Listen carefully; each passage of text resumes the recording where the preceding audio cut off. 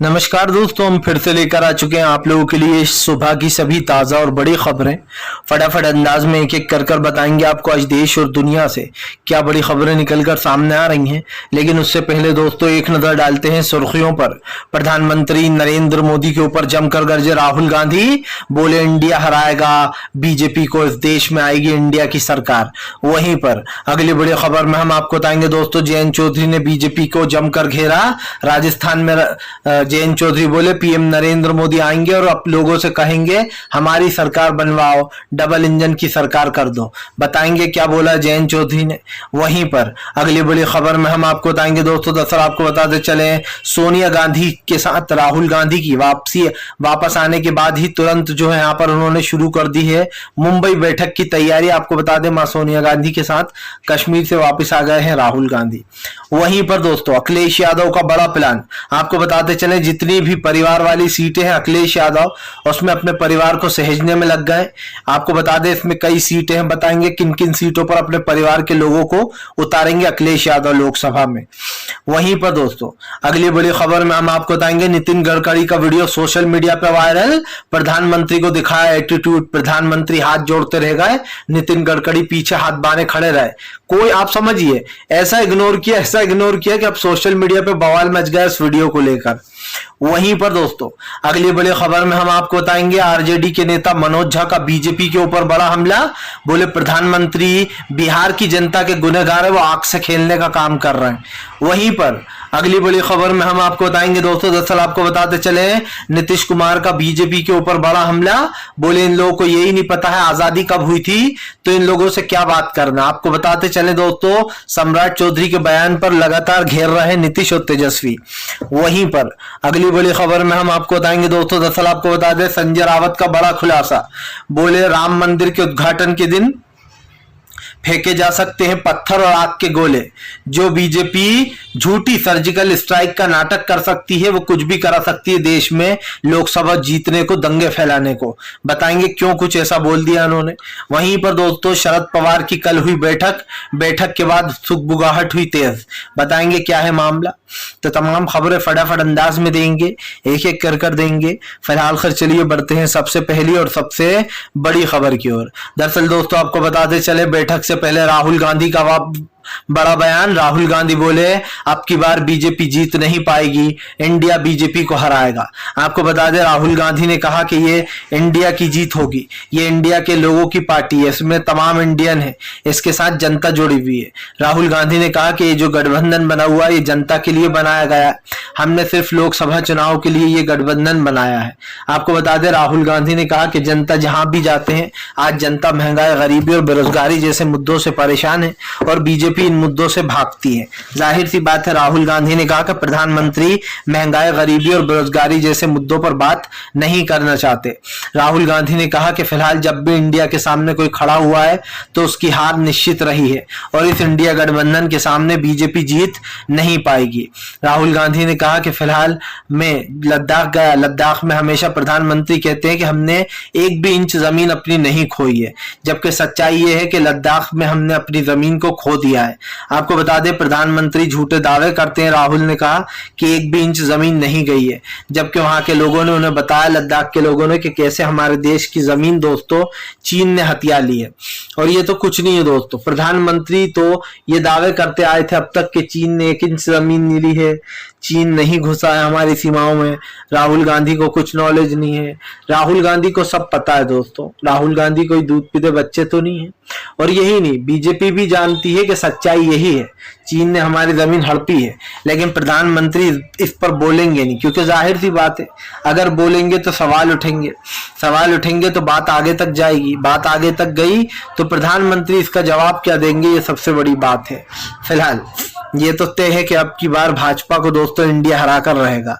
फिलहाल चलिए बढ़ते हैं एक और अगली बिग ब्रेकिंग की तरफ। बता दोस्तों अगली जो बड़ी खबर निकल कर आ रही है, आपको बताते चले दोस्तों, भारतीय जनता पार्टी के ऊपर संजय रावत का सनसनीखेज खुलासा। बोले राम मंदिर के उद्घाटन के दिन बरस सकते हैं गोले आग के, गिर सकते हैं पत्थर। आपको बताते चले दोस्तों, हमेशा से सत्यपाल मलिक जो हैं, जो कि मेघालय के राज्यपाल थे, उनके खुलासे का हवाला देते हुए संजय रावत ने बड़ी बात कही है। संजय रावत ने कहा कि बीजेपी सर्जिकल स्ट्राइक का झूठा नाटक कर सकती है कि सर्जिकल स्ट्राइक हो गई, वो बीजेपी जो है लोकसभा चुनाव जीतने के लिए, उससे पहले दंगे फैलाने के लिए कुछ भी कर सकती है। संजय रावत ने कहा कि बीजेपी राम मंदिर के उद्घाटन के दिन देश में दंगे करा सकती है। वो जिस दिन उद्घाटन होगा वो उस दिन पत्थरबाजी और आग के गोले भी बरसवा सकती है।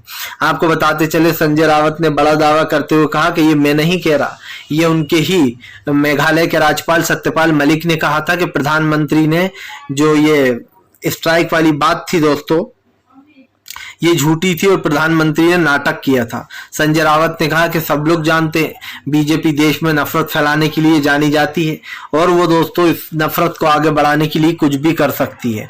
और आप अगर मुझसे पूछेंगे दोस्तों, तो मैं भी यही कहूंगा कि संजय रावत जो है वो झूठ नहीं बोल रहा है, इसका कयास बहुत पहले से लगाया जा रहा है। आपको याद होगा सत्यपाल मलिक ने कहा था कि 2024 का चुनाव सबसे खतरनाक और सबसे हिंसक हो सकता है। अब तक आपने ऐसा चुनाव नहीं देखा होगा लोकसभा का। आपको बताते चले, सत्यपाल मलिक ने कहा था कि बीजेपी राम मंदिर में या तो राम मंदिर के वक्त कुछ दंगे करा सकती है या फिर देश में दंगे की प्लानिंग कर सकती है देश में जो है यहाँ पर, क्योंकि उसे लोकसभा किसी भी सूरत में जीतना है। तो अब आपको बताते चले दोस्तों, विपक्ष ये आरोप लगा रहा है कि बीजेपी जो है वो लोकसभा से पहले दंगों की साजिश कर सकती है।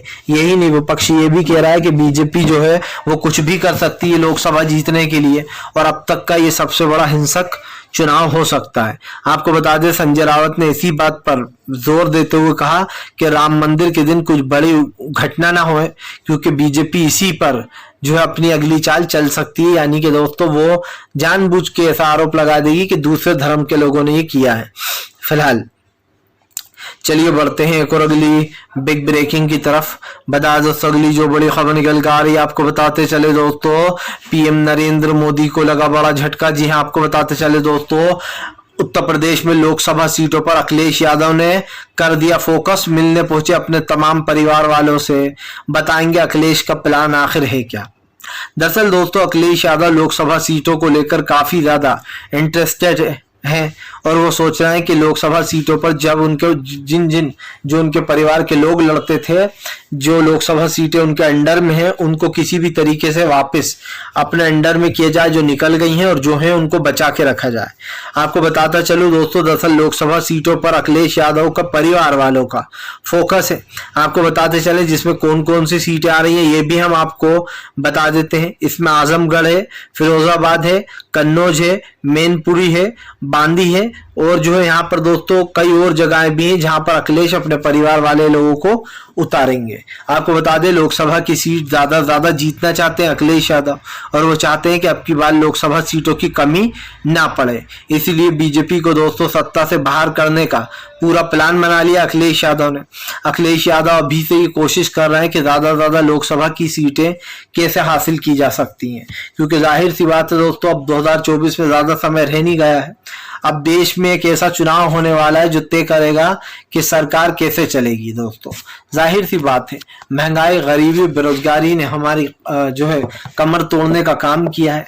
ऐसे में दोस्तों भारतीय जनता पार्टी को उखाड़ फेंकने का इससे अच्छा मौका नहीं मिलने वाला जनता को। और जनता ने बीजेपी के मेन मुद्दों को ही पॉइंट बना रखा है, जिसमें उसने महंगाई, गरीबी और बेरोजगारी जैसे मुद्दों को पॉइंट कर लिया है। अब बीजेपी को इसी बात की टेंशन है कि वो चुनाव हारी तो दोस्तों इन तमाम मुद्दों पर ही हारेगी। फिलहाल चलिए बढ़ते हैं एक और अगली बिग ब्रेकिंग की तरफ। बता दोस्तों, नितिन गडकरी का वीडियो सोशल मीडिया पर वायरल, प्रधानमंत्री को दिखा दिया एटीट्यूड, प्रधानमंत्री के सामने झुकने से किया इनकार। दोस्तों डायलॉग तो आपने सुना होगा, पुष्पा झुकेगा नहीं साला।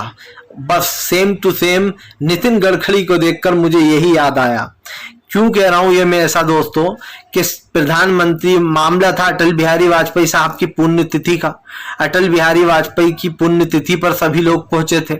वहीं पर दोस्तों जब प्रधानमंत्री नरेंद्र मोदी पुण्यतिथि के दर्शन कर कर उनके वापस लौट रहे थे तो प्रधानमंत्री सबके सामने हाथ जोड़ते हुए जा रहे थे। सब लोग प्रधानमंत्री के सामने हाथ जोड़े खड़े थे, लेकिन नितिन गडकरी ने दोस्तों अपने दोनों हाथों को पीछे कर लिया और नितिन गडकरी ने प्रधानमंत्री से हाय हेलो तक नहीं किया। प्रधानमंत्री उनके सामने हाथ जोड़ते रहे नितिन गडकरी के सामने, लेकिन नितिन गडकरी ने हाथ जोड़कर उनके किसी सवाल का जवाब नहीं दिया। यही नहीं दोस्तों, नितिन गडकरी ने एटीट्यूड दिखाते हुए पीएम नरेंद्र मोदी की तरफ से मुंडी फेर ली, मुंह हटा लिया। आपको बताते चले दोस्तों, मैंने पहली बार देखा है कि प्रधानमंत्री को किसी ने इतना जबरदस्त इग्नोर किया है। और यकीन मानिए प्रधानमंत्री के दिल में यही चल रहा होगा कि बुरी बेइज्जती हो गई मेरी, क्योंकि प्रधानमंत्री तो नितिन गडकरी के सामने हाथ जोड़ते हुए जा रहा है, पर नितिन गडकरी गुस्से में अपना मुंह फेर लेते। साफ दिखाई दे रहा है नितिन गडकरी को दोस्तों उन पार्टी की मेन सदस्यता से उनको निकाल दिया गया था, उनका स्टार प्रचारक की लिस्टों में भी नाम नहीं था। ऐसे में दोस्तों नितिन गडकरी भी बीजेपी के साथ पूरे फुल टू मून में। जाहिर सी बात है नितिन गडकरी को पता है कि फिलहाल इस सब साजिश के रचयिता प्रधानमंत्री मोदी हैं। आपको बता दें नितिन गडकरी ने बीजेपी को बड़ा झटका दिया है, खास करके अब बीजेपी के ही लोग नितिन गडकरी को बुरा भला बोल रहे हैं, क्योंकि उन्होंने पीएम नरेंद्र मोदी को इग्नोर कर डाला। फिलहाल चलिए बढ़ते हैं एक और अगली बिग ब्रेकिंग की तरफ। बताया दोस्तों अगली जो बड़ी खबर निकल कर आ रही है, आपको बताते चले दोस्तों, शरद पवार ने बुलाई बैठक के बाद दोस्तों विपक्ष में मचाए घमासान। दरअसल आपको बताते चले दोस्तों, शरद पवार ने एक दिन पहले अपनी बैठक बुलाई, यानी कि कल शरद पवार ने अपनी बैठक बुलाई थी। इस बैठक में उन्होंने अपनी पार्टी के कार्यकर्ताओं से बात की है। दरअसल आपको बताते चले कि अब मुंबई में महाबैठक होने वाली है। महाबैठक से पहले पूरी तैयारियां कंप्लीट हो चुकी हैं। आपको बताते चले पूरी तैयारियां कंप्लीट होने के बाद अब ये फैसला लिया जा रहा है कि आगे की रणनीति क्या होगी। अब आपको बताते चले विपक्ष तय करेगा कौन सी सीट पर कौन कहां लड़ेगा और किस सीट पर जो यहाँ पर किसका भला होने वाला है। आपको बताते चले दोस्तों, यहाँ पर बीजेपी को बड़ा झटका लग रहा है, क्योंकि जो है एक तरीके से एनसीपी के नेता शरद पवार की इस मीटिंग के बाद कई बड़े कयास लगाए जा रहे हैं। आपको बताता चलूं, शरद पवार को बीजेपी ने ऑफर दिया उनके साथ आने का, लेकिन शरद पवार ने मना कर दिया था। लेकिन इस मीटिंग के बाद अब ये सोचना है कि शरद पवार का अगला दाव है क्या। जाहिर सी बात है शरद पवार ने कई बार मीटिंग की है अजीत पवार के साथ पार्टी छोड़ने के बाद भी, तो लोगों के दिलों में ये लोगों के दिलों में ये डाउट आ गया है कि आखिरकार शरद पवार है किसके साथ। लेकिन आपको बता दें सारी तैयारी बताया जा रहा है सुप्रिया सुले वगैरह इन सब ने मिलकर ही की है। राहुल गांधी के ग्रैंड वेलकम होगा। राहुल गांधी के साथ आपको बताते चले उनकी मां सोनिया गांधी भी आएंगी। इससे पहले राहुल गांधी एक दिन पहले यानी कि कल ही कश्मीर दौरे से लौटे हैं। कश्मीर में जो है सोनिया गांधी भी अपने बेटे के पास पहुंची थी।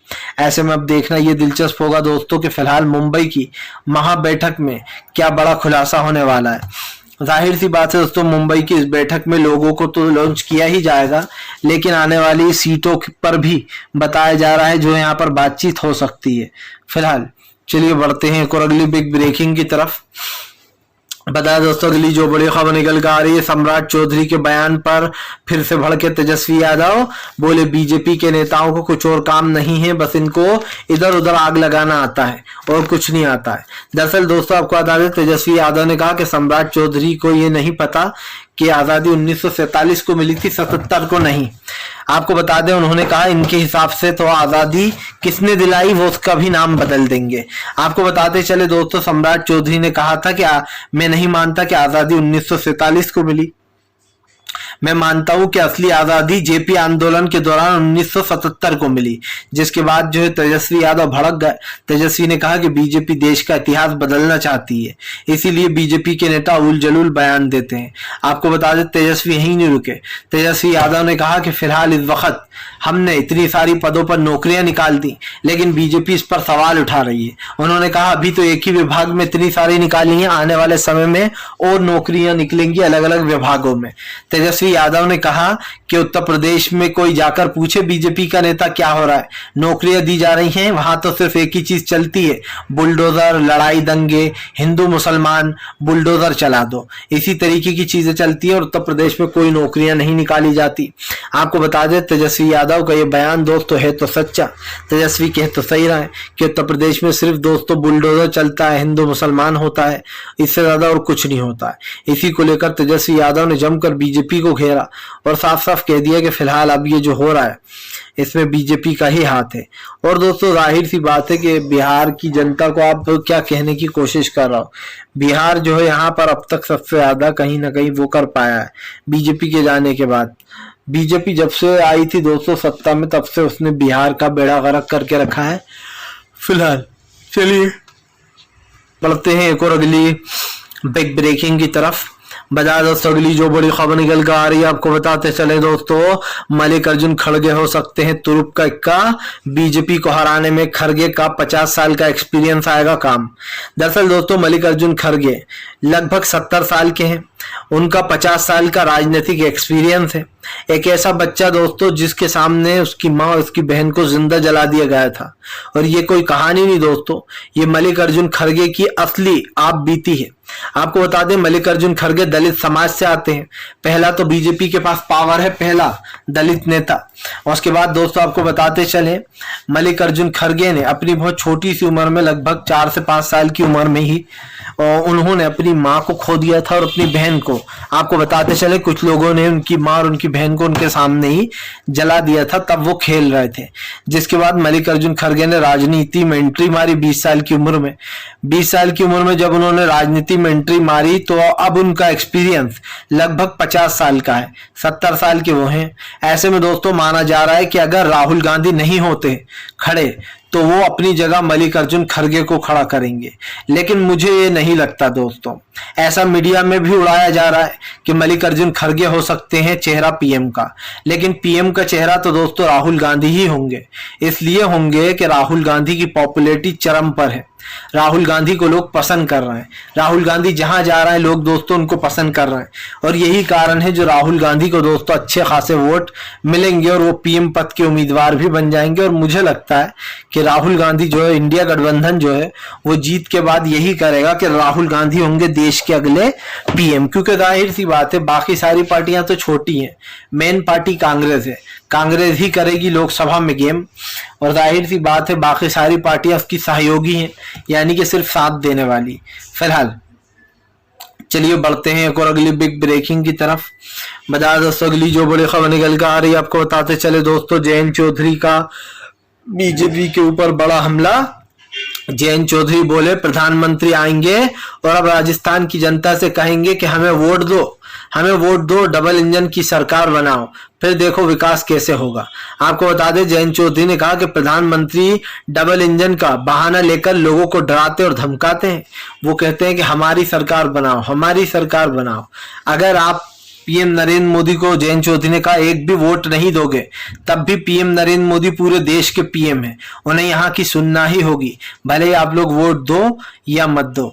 आपको बताते चले दोस्तों दरअसल यहाँ पर पूरी कोशिश कर रहे हैं वो कि जो बीजेपी है दोस्तों वो इन सब चीजों में जो है यहाँ पर एक तरीके फंस जाए।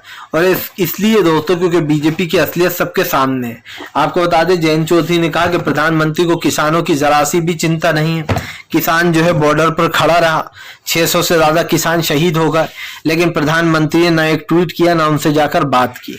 जयंत चौधरी ने कहा कि किसान विरोधी सरकार है, आज किसान एमएसपी के लिए तरस रहा है, गन्ने का रेट इसको सही नहीं मिल रहा है, आलू दोस्तों पूरी तरीके से बर्बाद हो चुका है। और इसी को लेकर जयंत चौधरी ने दमकर बीजेपी को घेरा। उन्होंने कहा कि राजस्थान में जो योजनाएं लाई गई हैं वो बहुत ही काम की हैं, जो अशोक गहलोत बेसिकली दोस्तों लाए हैं, और ऐसे काम बीजेपी कभी नहीं करती। बीजेपी दोस्तों सिर्फ एक ही काम करती है और वो होता है या तो विपक्ष को बदनाम करने का या फिर जनता से टसुए बहाकर हाथ जोड़कर वोट मांगने का। क्योंकि बीजेपी की असलियत यही है, वो बहाने मार मार के दोस्तों वोट लेने का काम करती है।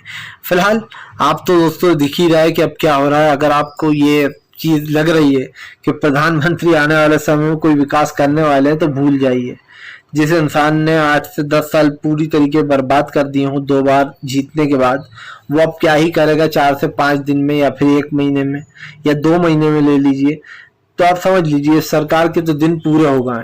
फिलहाल अगर आपको हमारा वीडियो अच्छा लगे तो इसको लाइक कीजिए, चैनल पे पहली बार आए सब्सक्राइब करिए ताकि ऐसे वीडियो आगे भी आपको मिलते रहे।